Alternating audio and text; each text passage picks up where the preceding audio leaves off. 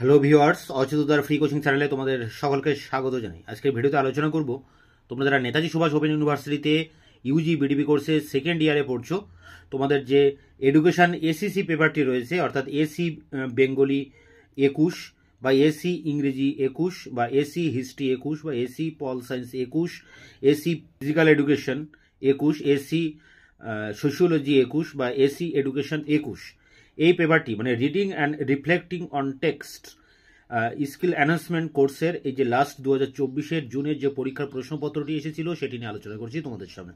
50 নম্বরের পরীক্ষা 2 ঘন্টার সময়। তো এখানে দেখো, প্রথমে রয়েছে বিভাগ ক অর্থাৎ গ্রুপ এ। গ্রুপ এতে রয়েছে 10 নম্বরের 2টি প্রশ্নের উত্তর, যেখানে 4টি প্রশ্ন দেওয়া রয়েছে, 2টি প্রশ্নের উত্তর লিখতে হবে।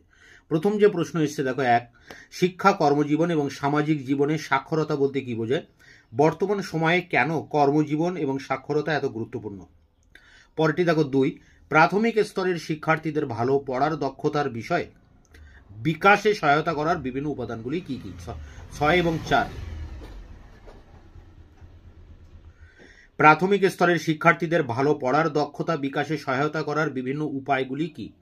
পরেরটি দেখো 3 দাগে, একটি গল্প লেখার প্রক্রিয়া সহজতর করার জন্য কিছু ব্যবস্থা নিয়ে আলোচনা করুন। পরেরটি রয়েছে কন্টেন্ট রাইটিং কি? কন্টেন্ট রাইটিং এর পর্যায়গুলি আলোচনা করো। এরপরে দেখো বিভাগ খ, যেখানে 3টি প্রশ্নের উত্তর লিখতে হবে। 6 নম্বরের টিকা প্রশ্ন, 18 নম্বর। প্রথম যে প্রশ্ন এসছে, একজন শিক্ষক কিভাবে একজন শিক্ষার্থীকে পড়ার দক্ষতা বিকাশে সাহায্য করতে পারেন, উদাহরণসহ ব্যাখ্যা করো। পরেরটি শিক্ষার্থীদের পড়ার দক্ষতা মূল্যায়নের জন্য পরামিতিগুলি ব্যাখ্যা করুন। পরেরটি পাঠ্য বোঝার কিছু সূচক বলতে কি বোঝেন, যে কোনো 2টি ব্যাখ্যা দিন। পরেরটি পড়ার প্রক্রিয়া বা পদ্ধতির কিছু বৈশিষ্ট্য উল্লেখ করুন।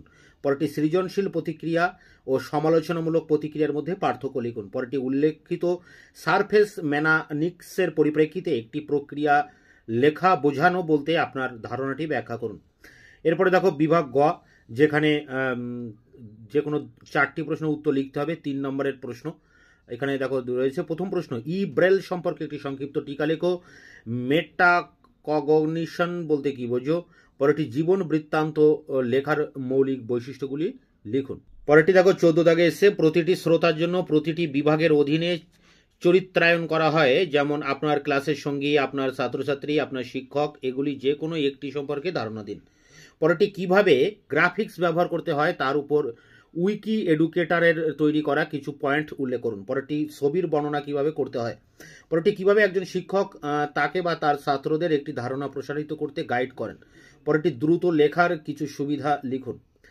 তো এই ছিল এসিসি এডুকেশন এসিসি পেপারটির কোশ্চেন অ্যান্সার, মানে তাই এই ছিল এসিসি 11 পেপারটির প্রশ্নপত্র বিগত বছরের। এটিকে সামনে রেখে পরীক্ষার প্রিপারেশন নেবে। দেখা হচ্ছে অন্য কোনো ভিডিও ক্লাসে। ততক্ষণে চ্যানেলকে সাবস্ক্রাইব করে রাখবে, বন্ধুদের কাছে শেয়ার করবে। ভিডিওটি ভালো লাগলে অবশ্যই একটা লাইক দেবে।